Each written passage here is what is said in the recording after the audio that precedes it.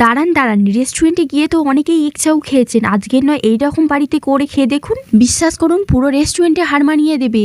আর বাচ্চারা খেয়েও বুঝতে পারবে না এটা বাড়িতে হয়েছে। প্রথমেই জলেতে অল্প নুন আর অল্প তেল দিয়ে চাউমিনটাকে নরম করার জন্য রেখে দিতে হবে। তারপর একটা প্যানেতে অল্প তেল, 2টো ডিম, সাথে অল্প লবণ দিয়ে ঝুড়ো ঝুড়ো করে ভেজে তুলে নিন। এবার ওই প্যানেতে কিছুটা তেল দিয়ে গরম করে নিন।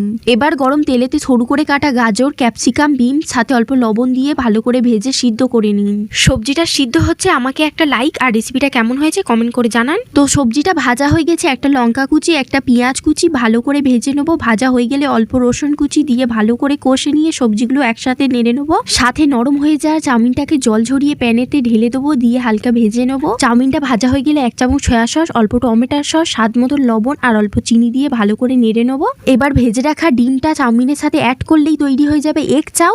আপনারা সাবস্ক্রাইব না করেই চলে যান, প্লিজ সাবস্ক্রাইব করে পাশে থাকুন।